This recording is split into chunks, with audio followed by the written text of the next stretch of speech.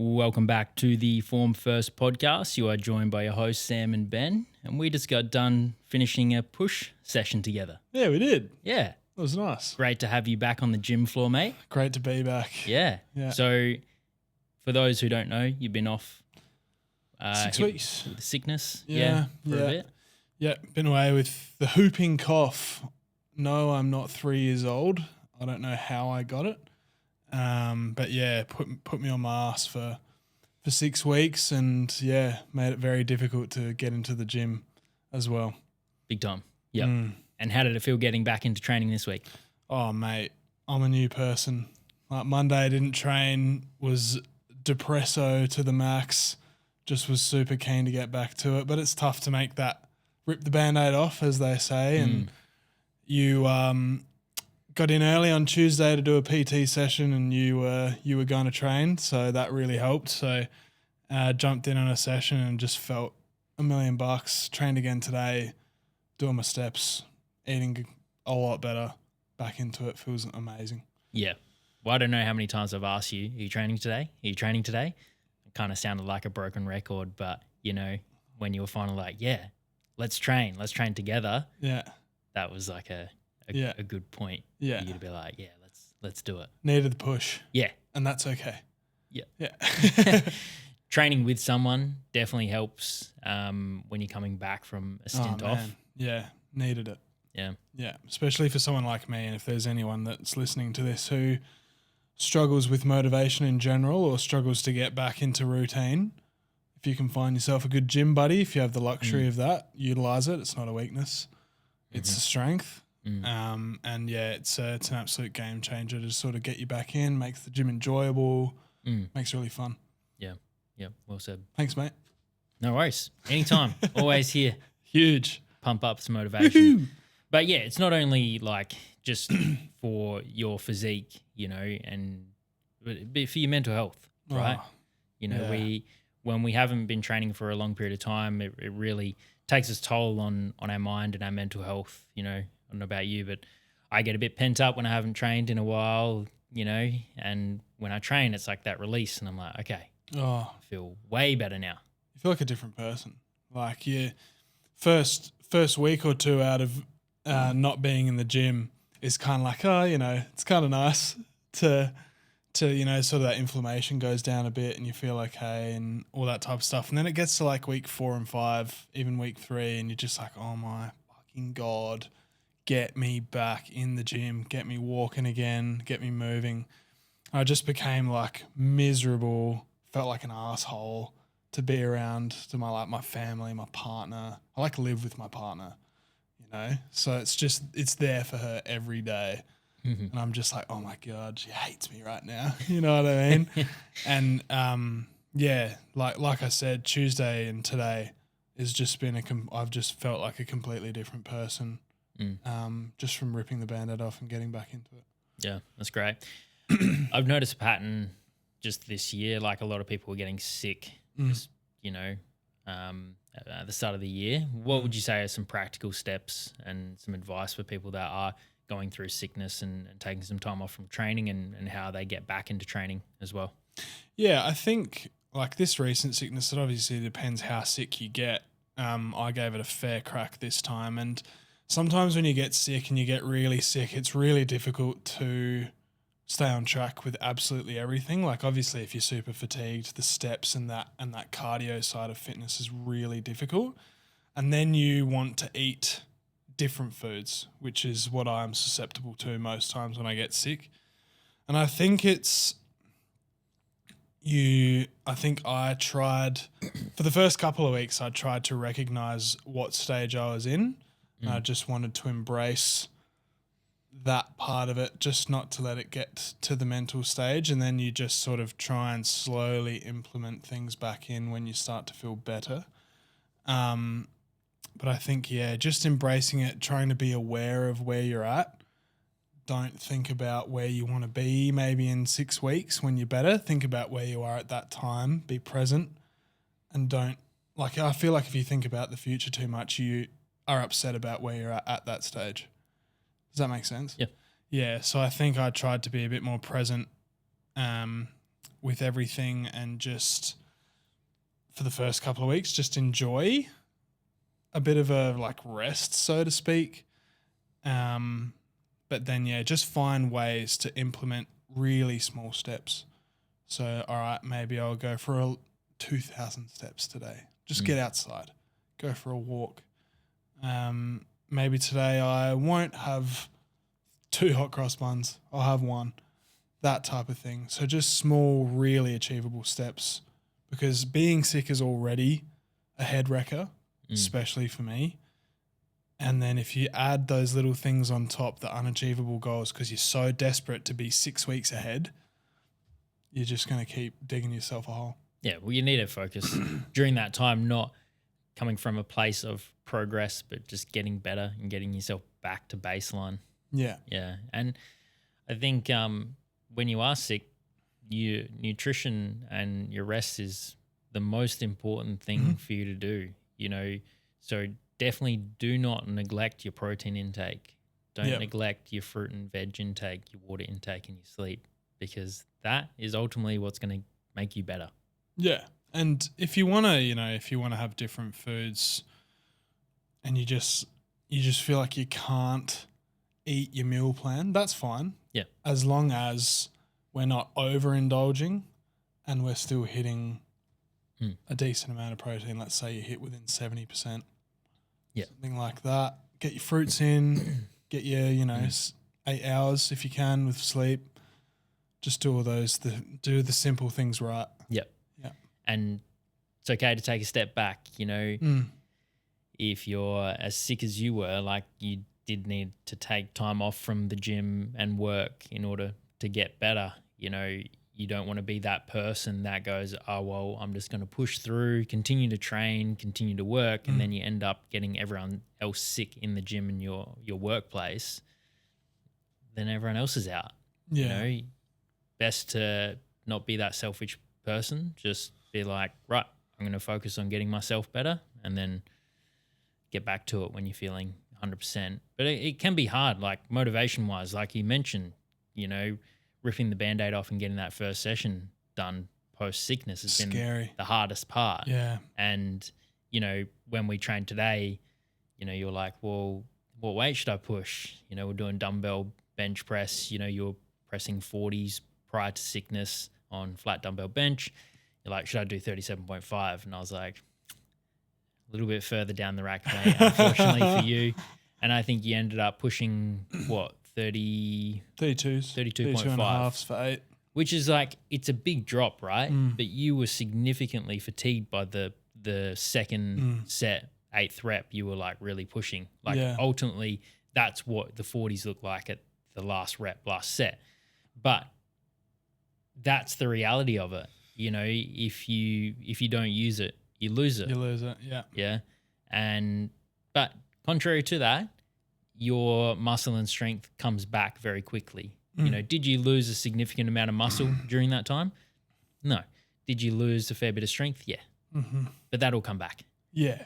I think that's one thing that you need to be prepared for coming back. Like I came back yesterday, and it's not like you can't just, when it's time to go back to the gym and you rip the Band-Aid off, don't rip the fucking bandage off.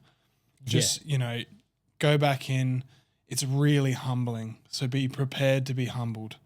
I went down, 7.5 kilos on my bench press, but I went down 20 kilos on my lying T-bar. I went down 20 kilos on other movements, and it still felt really tough. And that's humbling. It's quite, it hurts the ego. You know what I mean? And so you really need to be prepared for that. And the better that you can manage yourself on the way back up to where you were, the longer you'll last in the long term. Yeah, because your body's still fatigued. I can see it. Like you're still coughing. Your cardiovascular health has taken a back seat, right? So, it's not like you can just come back and jump straight back into it. You still need to recover, and it's probably going to take you a good 2 to 3 weeks to get back up to those previous numbers again. Yeah. And then you can start progressing again. Yeah. Yeah. Yeah. To anyone out there, I wouldn't recommend getting whooping cough if you had the choice. They call it the 100-day cough. So by those maths, I have another 8 weeks of coughing. So hopefully it's it doesn't last that long because I play soccer as well. So, and that also playing soccer means a lot to me. So if any of you like sort of athletes out there as well, especially take it easy going back into cardiovascular exercise because your lungs are compromised and you just wreck yourself. Absolutely. And yes, please don't go to work if you're sick, especially if you have whooping cough. Mm-hmm. Super transferable, really, really contagious. Yep. You put your older family members in danger, other people's older family members in danger, their kids. Babies. Yeah, babies. Don't be a dickhead. With much love. On the weekend, we had an open day. We did. Yeah, so if you are listening to this podcast and you came into the open day, thank you. We appreciate you. It was great. We probably had over the span of 4 hours, maybe 50 people through the door, I would say. Weren't expecting crazy numbers because we didn't promote it that much, unlike us. Yeah. But yeah, it was great to see some new heads around. Yeah, it was cool. We did a letterbox drop, old-fashioned way, and we got some interest through the locals that way, which was fantastic. And it was just great to have some conversations with people around the area and people that haven't seen the gym yet. Yeah, it was awesome. And like you said, the letterbox drop, I think we dropped off 250 houses. And we got one guy that came through, and when you and that's fine. Like that doesn't bother me at all, that strike rate. Because when you told me that, I was stoked. I was so happy that I went into a coughing fit from the cough. So it was really cool. He came in and loved the space, and we got to meet us, and it was really cool. Really great day to see everyone come through. Honestly, I thought we got more numbers than I expected. Yeah, as well, for sure. It was really cool. Yeah, and it's still good. I mean, we're in here most days, right? Like I'm in here 4 days a week. You're probably pretty similar, maybe more, and like we're used to the space. Like, you still have a pinch me moment sometimes where you're like, yeah, this is our space. But it's so cool to see someone walk in for the first time and experience everything, especially people that we know as well. Yeah. Like, wow, like, you guys have gym. come such a long way. So it's always nice. Yeah, and Celsius helped us out. They hooked us up with some towels and some bottles and hats and bloody yoga mats and everything. They sorted us out big time. The visitors loved that. Sutmart helped us out with some free samples. Everyone was trying their stuff. So it's just cool to see everything sort of come together. It was all set up very nice. Yeah. Jordan from Physio Fit came through, did a consult to the letterbox drop. Yeah. Successful. Great. So it was cool. I think everyone got a lot of value out of it. And hopefully we get some conversions to the gym, PT, massage later down the track. Yeah. Yeah. We'll definitely be doing more open days like that as well. But, obviously not everyone can make it down. Being like on a Saturday morning, you might have family commitments with sport, or you might be working. So if you are keen to come check out the gym and come for a session, just send us a DM on Instagram. We'll be more than happy to show you around the place, can have a session, and go from there. Nice. A trend that we saw over the weekend at the open day, majority of the people that were coming to check out the studio and train were training with a training buddy. Yeah. It might be a partner, might be a friend. And I think having a training partner is a bit of a cheat code. Oh, it's so good. Yeah. Yeah. Especially if you're both starting out your journey and you might not know what's going on, your motivation might be a little bit lower. You can sort of feed off of each other's motivation. When one person's feeling low and other person's feeling motivated, they can pick that other person up and vice versa. Yeah. And especially if you've got someone like maybe a mentor on your side, they might be someone who knows a little bit more about training. That can also be a great cheat code as well, because, it's like a coaching educational experience as well. Yeah, I think it's been my sort of progress with you as my mentor, has now put me in a position where I can be you to my friends. It's great. And like we've got a couple of my friends that have become members here, and some of them that aren't members that have come to train.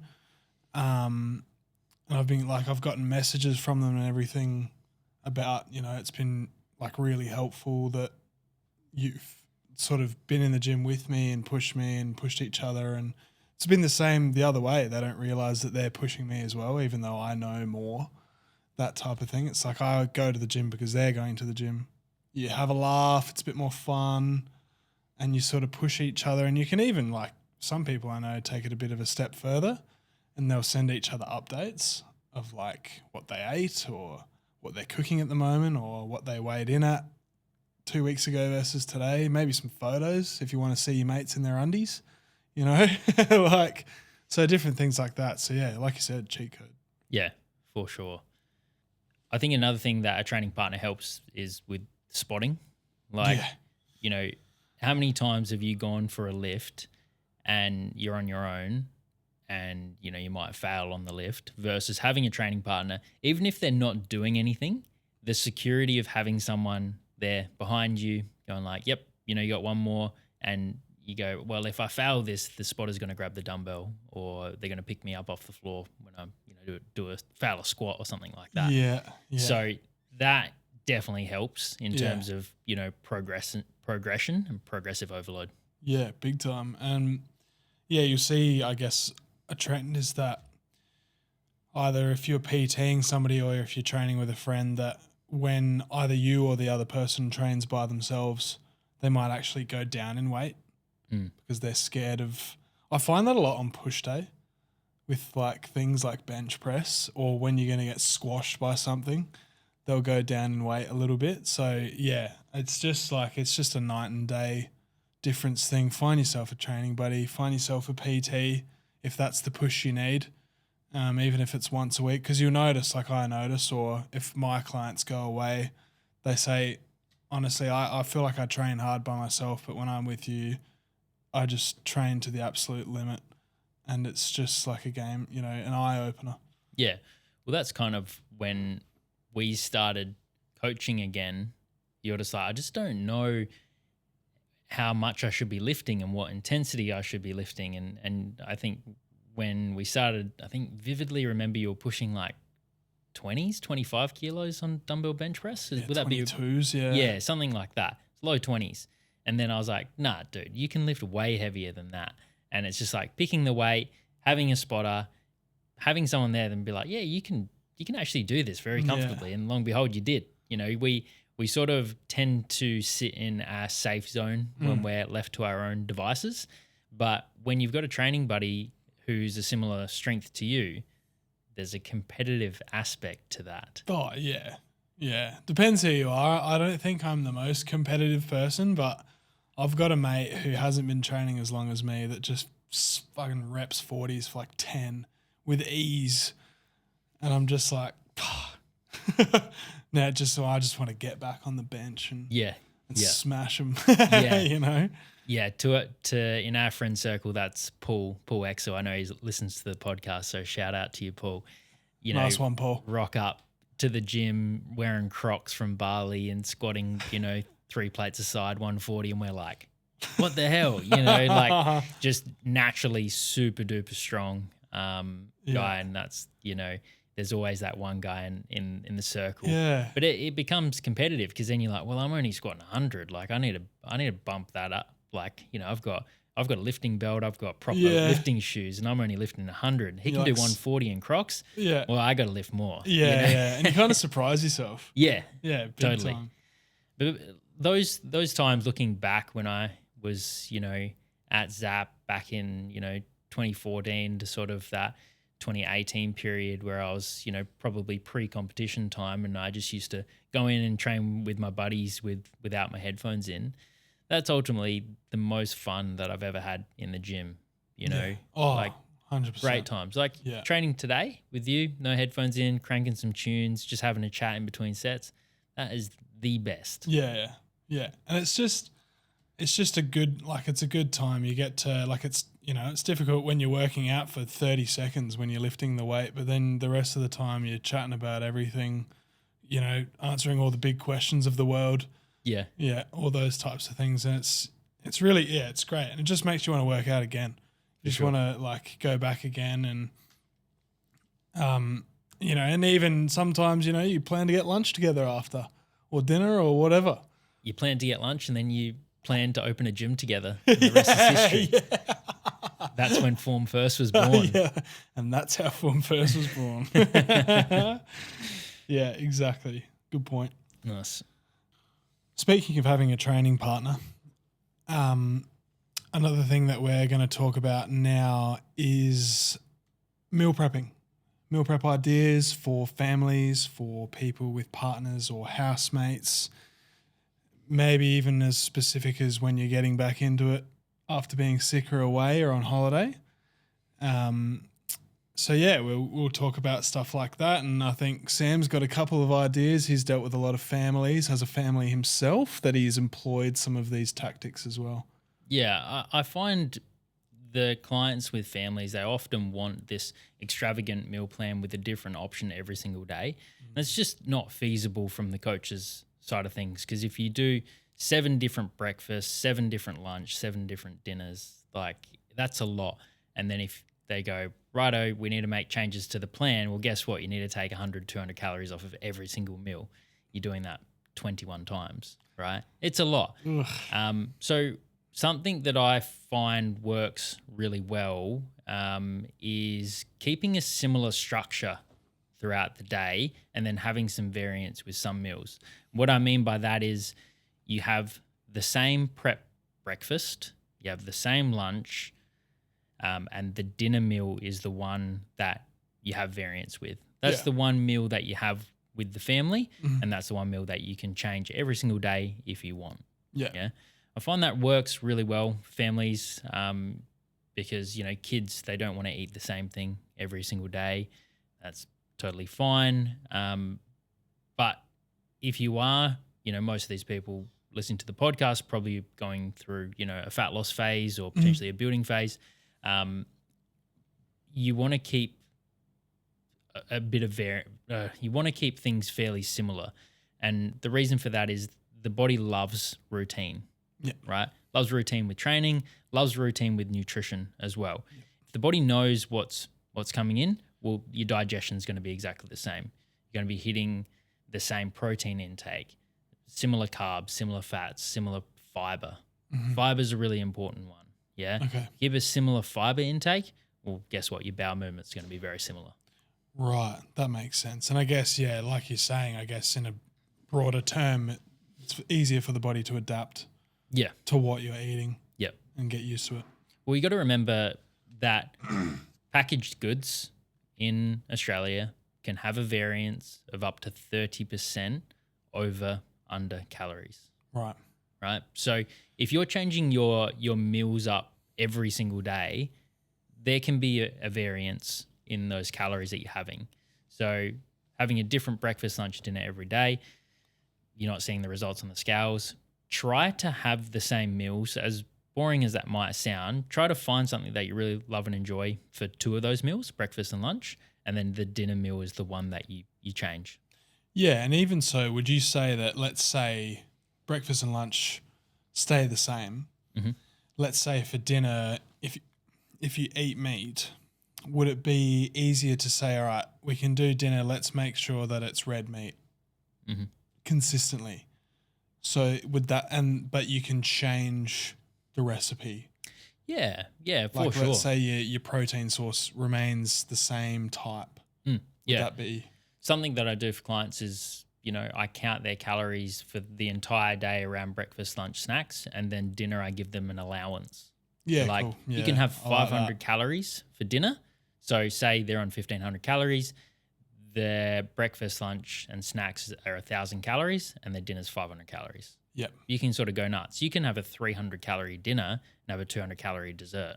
I'm cool with that. Yep. Still fits. Yep. Right? So there's structure.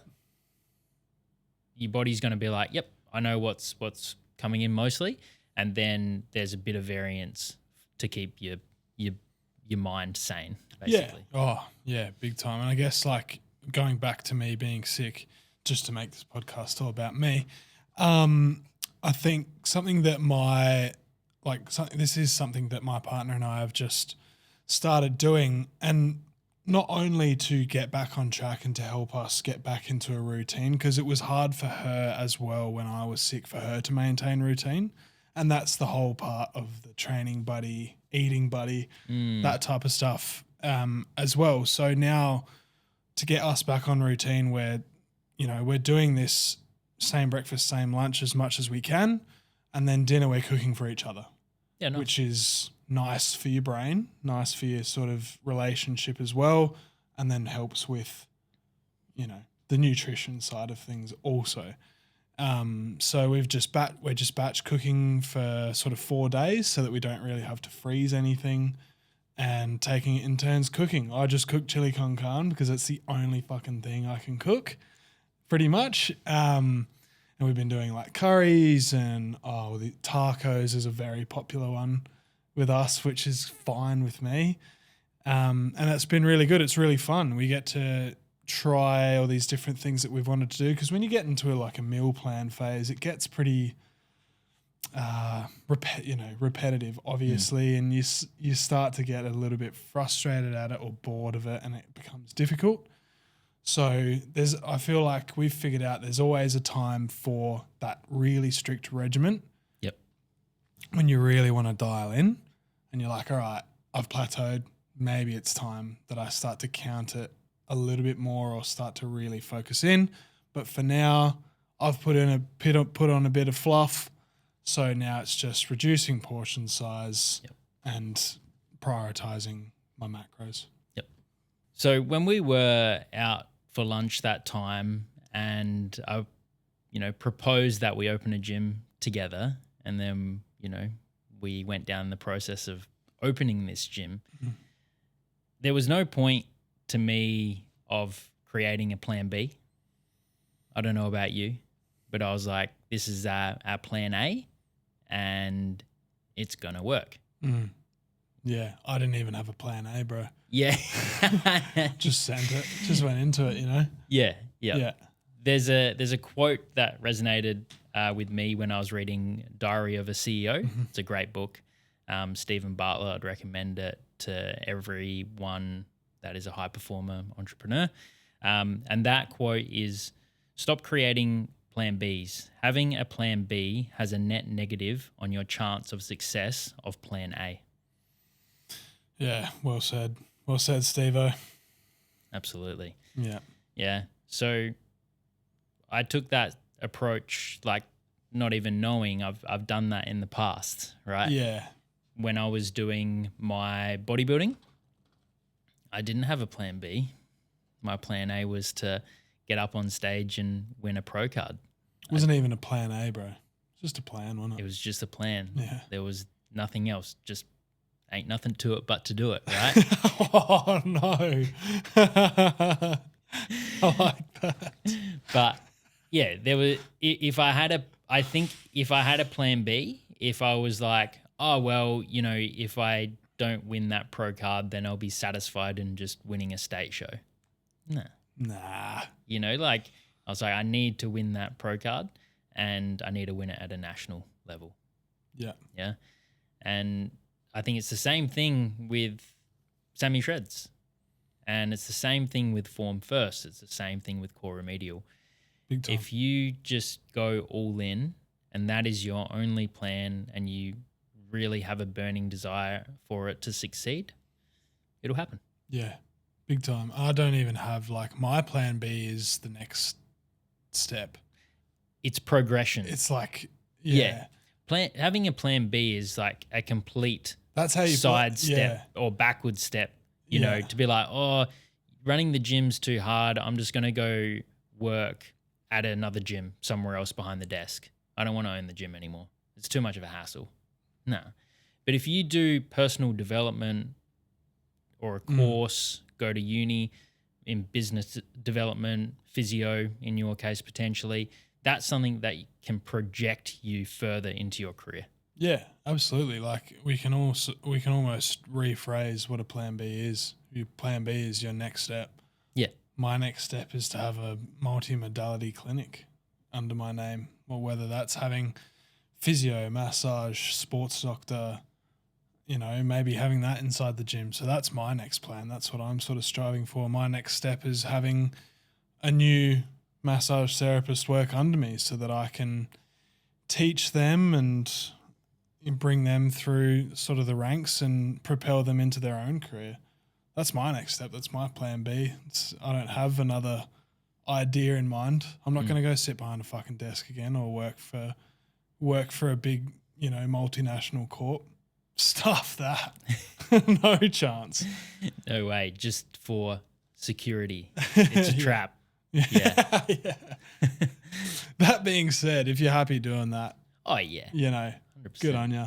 Yeah, definitely. There's people out there, and I respect people that don't run their own business, because if everyone ran their own business, then the world wouldn't tick.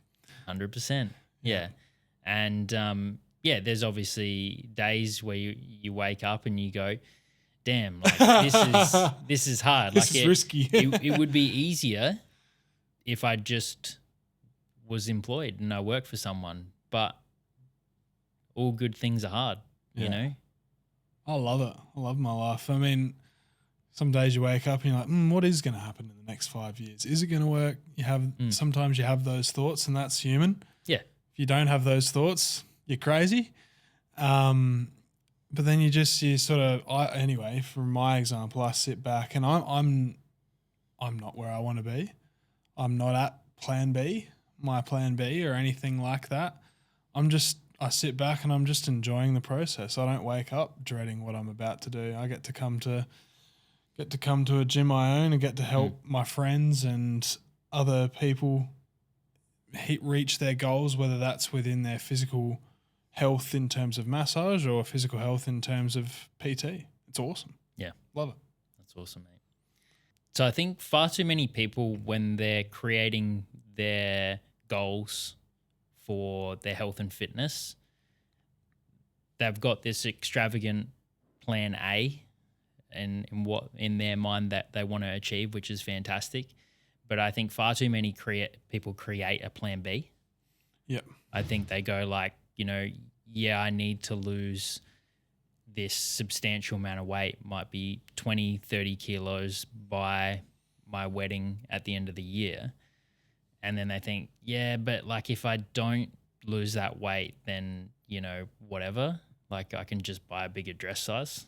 I can just get it altered. It's like, if that goal really meant enough to you, you wouldn't have that thought. You wouldn't have that plan B. Yeah. The plan A is the only plan that you need. Yeah, it wouldn't be acceptable. And if you do have that goal and you do really care about it, it's something that you potentially look back on. As hard as that is to say, you look back on your wedding day and, you worry about your kids seeing it.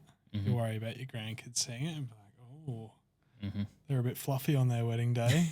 You know what I mean? Like trying to lighten this up a little bit, but it's a reality. Yeah. For a lot of people. Mm-hmm.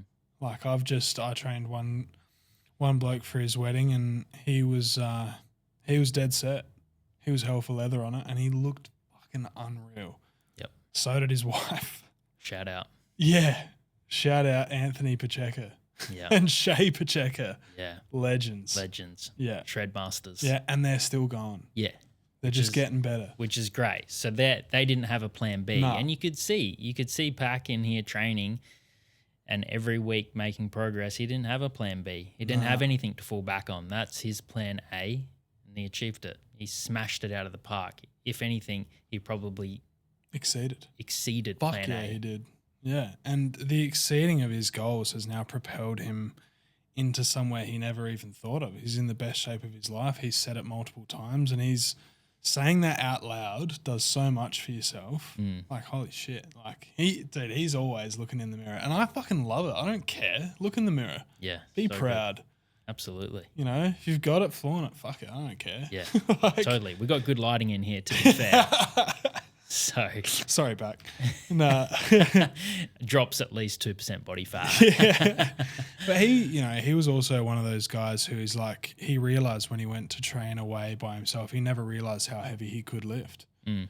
And, he's ultra competitive and he compares himself to other people, but he doesn't let it get to him to that degree where he's unmotivated. He's just hungrier.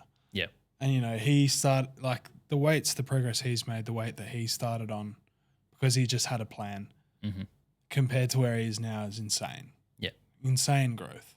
Yeah. And that's a shout out to you, coach, as well, because, it's all good and well to be like, yeah, I want to be shredded by my wedding, but like, what does that actually look like? Like, how much weight do you need to lose? What does your training look like? What is your recovery, your deloading, your nutrition protocols? Like all of that comes down to you. When do you stop shredding? Like when you've got a high performer like that, where they're like more is better, they just shred until there's nothing left of them. So where do you decide to back off and then go, hey man, you're actually at your goal. We need to reverse your calories out. Because when you're that lean, you don't realize you're that lean until you look back in hindsight. And this is something we were just talking about. This is a good segue. We're going to talk about another topic now. I just was speaking to Sam in the gym when we were working out, and he asked me, he was like, what's your goal? What are you doing? What's the go? And I was like, I want to get to 90 to 92 kilos because I feel like I was around that weight just before Christmas and was lean, but I wasn't filled out whatsoever. And over Christmas, I was eating a bit and I put on a bit of size muscle-wise. And I was like, I just want to see what I look like around that because I feel like that's a good ballpark figure. But I also need help realizing that I am lean enough to go into a main gain build. Because you don't know it when you're there. Because now I look back on a video of myself where I look shredded and like my shoulders have 15 muscles and I look great and I'm looking in the mirror at myself saying that I look good. And I'm here now, I'm like, oh shit. At that time I didn't realize I was lean enough. But now I realize that I'm not that lean, that I was lean enough. So I guess that's something that we can talk about now. Yeah, it's a really hard one. You kind of call it like dieting goggles in a way. Like you're wearing the dieting goggles and you just think like more is better, especially if you are like a high performer who strives for more and more. When to call that quits, because there's diminishing returns, right? Like if you shred forever, like you're not going to get the results that you desire personally. Like you want to be strong, you want to keep progressing on your lifts, you want to add on a really decent amount of muscle, and you want to be shredded, you want to be lean, right? Well, you'll be shredded, you'll have no muscle, you'll have no energy, you feel like shit all the time because you're so low energy and low body fat. So there comes a time where you need to reverse those calories back up to prioritize the strength, prioritize the muscle gain. You can do a shred later down the track, but there's phases for this. Yeah. Yeah. Shredding forever is horrendous. Yeah. And there's a point in your shred, maybe 4 weeks before you realize it's time to go back up. There's a point in your shred where you're stoked. You're like, fuck yeah, I'm seeing results. This is sick. 4 weeks later, however aggressive your cut is, you get to a stage where you're like, oh, I feel like shit. And then you kind of get into like, oh, it's not working anymore because probably your body's adapted. But you're just like, oh, I just feel like shit. You're miserable. You're underfed. You don't look full. Yeah. And then my favorite part of a shred is the reverse. Is 2 weeks into a reverse when I start filling out a bit, the pump comes back, that post-session pump, and the strength, man. The strength just comes back on. And I was just before I got sick, I was getting so strong, like feeling so good because I was eating around the maintenance mark. You maintain that lean look. You start to just fill out a bit, which makes you look leaner, believe it or not. But man, feeling strong is damn near as good as feeling lean. Yeah. If not better depending on who you are. For sure. I think having someone in your corner, it can be a training buddy, it can be a coach, preferably a coach because they know what they're doing. Yeah. But having someone in your corner to say when it's time to stop is really important. Sticking to a specific time frame as well is really important. And I think this is something that you've been caught up in the past before because you're like, yep, I'm on a shred phase now. And it's like, righto, how long for? And you're like, well, you know, it was 8 weeks initially, but then, you know, we had Christmas and New Year and now it's 12 weeks. And then, you know, I got sick and now it's 15 weeks. And it's like, okay, man, like it's what's the go? Like it's March now and you're still shredding. Like, you know what I'm saying? It blows out of proportion. So I think when you go through those shredding phases, you're very specific from the get-go and you go, righto, I'm going to shred for 8 weeks and I'm going to go hammer and tongs for that period of time, get the fat off, and then you can add some flexibility and calories go back up again. Yep. Yeah. And just obviously give yourself a bit of a buffer. So if you say you want to shred for 8 weeks, do 10 weeks because that gives you a bit of time. If you get sick, if you get injured, life happens. Just having a little bit of a buffer gives you a little bit more, just as long as you don't push that out for another 2 weeks and another 2 weeks. You know, be very strict. And if you don't achieve that goal, well, you can do a shred later down the track as well. It's really important to go back into that maintenance phase for a period of time, replenish your health, and then you can do another shred later. Yeah. I sort of thought about in between conversation and podcast, when you posed that question to me, I gave it a thought. I was like, okay, the goal is to lose around 6 kilos, half a kilo a week, 12 weeks. Let's give that a go. That leads me into July, which is birthday month. And we sort of reevaluate from there, which is the conclusion we came to. Yep. So it's like, get there, see how you feel, see how you look, get feedback from who's going to be honest, and then reevaluate. Let's go maintenance, go from there. Yeah. Well, maybe we can make this a bit of a segment, mate, on the podcast each week. Come along with me. We can check in with you and see how you're going with your progress. Yep. And all right, help. That'll be a good accountability lesson for you. Worldwide accountability. That's it. 100% to all our hundreds of thousands of followers, listeners per episode. Yeah, that's it. As well. Awesome. Nice, mate. Well, thanks for listening, guys, for what was episode 23. Yes. We hope you enjoyed it. Make sure that you give us a follow and rate on Spotify and subscribe to us on YouTube. And we hope to see you on the next episode. Bye. Peace.